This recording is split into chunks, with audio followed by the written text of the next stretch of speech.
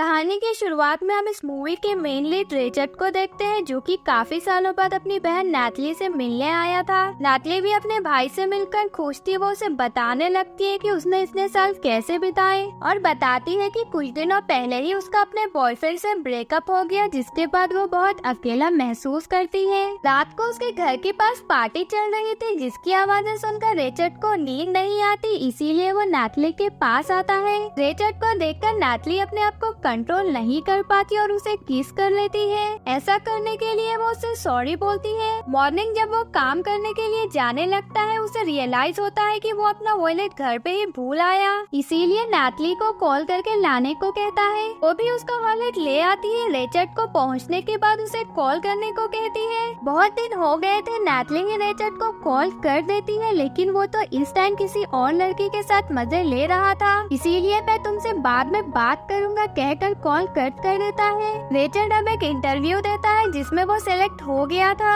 पूरे 2 साल गुजर जाते हैं, लेकिन रिचर्ड उसे कॉल बैक नहीं करता, इसीलिए फिर से नैटली उसे कॉल करके कहती है कि क्या तुम शैंकलर से नहीं मिलना चाहते, जिस पर वो बोलता है कि अब ये शैंकलर कौन है। नैटली बोलती है कि वो उसका हस्बैंड है, कुछ दिनों पहले ही उसने शादी कर ली थी, अगर वो उससे मिलना चाहता है तो कल उसके घर आ सकता है। रिचर्ड अपनी बहन से मिलने के लिए उसके ससुराल आता है, जो कि बड़ा रिच लग रहा था। जैसे ही वो नैटली को देखता है, उसके दिल की घंटी बजने लगती है। वो उसे अंदर आने के लिए कहती है। आज उसका बर्थडे था। केक काटते टाइम भी रिचर्ड की नजर नैटली से हटी नहीं रही थी, क्योंकि वो उसे बड़ी प्यारी लग रही थी। फिर वो दोनों अकेले में कुछ बातें करते हैं। अगले दिन नैटली शैंकलर के साथ रिचर्ड के ऑफिस आती है, जहाँ वो उसे अपने घर आने को बोलता है। नैटली भी उसके घर आती है, लेकिन वो थोड़ा लेट हो गई थी, इसीलिए रिचर्ड उस पर चिल्लाने लगा था, जो देखकर वो उसे किस कर लेती है, जिसके बाद रिचर्ड का गुस्सा शांत हो गया था। नैटली जब किचन में पानी पीने के लिए आती है, रिचर्ड उसे पीछे से पकड़कर किस करने लगता है। फिर नैटली उसे अपने से दूर कर देती है, ये कहकर कि वो दोनों तो भाई बहन है और उन्हें ये सब नहीं करना चाहिए।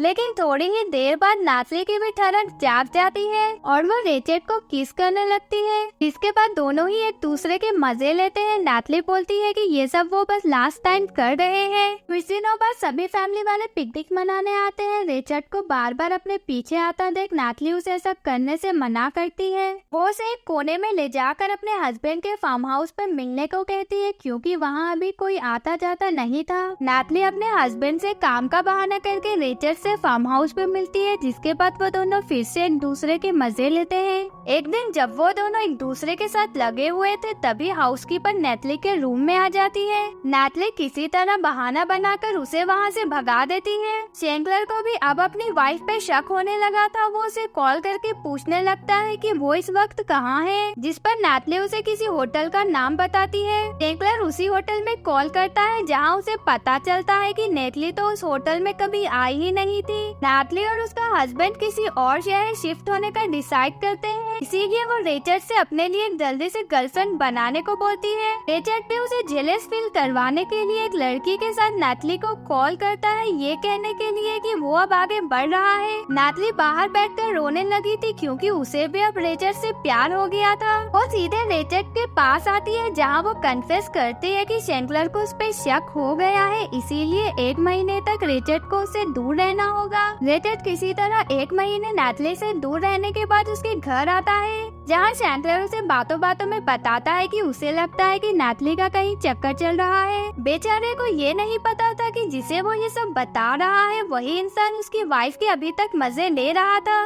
रिचर्ड को अब थोड़ा सा डर लगने लगा था। अगले दिन वो दोनों एक कैफे में मिलते हैं, जहाँ नैटली उसे बोलती है कि ये सब उन्हें अब बंद कर देना चाहिए, जो सुनकर रिचर्ड रोने लगा था, ये कहते हुए कि वो उसके बिना नहीं रह सकता। रिचर्ड नैटली से शैंकलर को छोड़ के उसके साथ रिलेशनशिप में आने को बोलता है। वो नहीं मानती और उसी टाइम शैंकलर भी वहाँ आ जाता है। उसने कुछ सुना तो नहीं था, लेकिन रिचर्ड को देखकर उसे दोनों पर शक जरूर हो गया था। रिचर्ड को लग रहा था कि नैटली तो बस उसे यूज कर रही थी, उसने तो कभी उससे प्यार किया ही नहीं था। ये सोचकर वो एक साथ बहुत सारी गोलियां खा लेता है। उसकी हालत बिगड़ने लगी थी, मगर मेन टाइम पे नैटली आकर उसे बचा लेती है। आज उसके घर फेयरवेल पार्टी थी। नैटली अपना सारा वक्त शैंकलर और मेहमानों को ही दे रही थी, जो देखकर रिचर्ड को बिल्कुल भी अच्छा अच्छा नहीं लग रहा था, वो नातली को अपने साथ लेकर एक कोने में आ जाता है जहाँ वो उसे मारने लगा था। लड़ते लड़ते वो लोग कब रोड पे आ जाते हैं उन्हें पता ही नहीं चलता। एक ट्रक उन्हें मारने ही वाला था मगर वो किसी तरह बच जाते हैं। जब वो लोग पार्टी में रिटर्न आते हैं, दोनों की ऐसी हालत देखकर शैंकलर समझ जाता है कि दोनों के बीच जरूर से कुछ चल रहा था।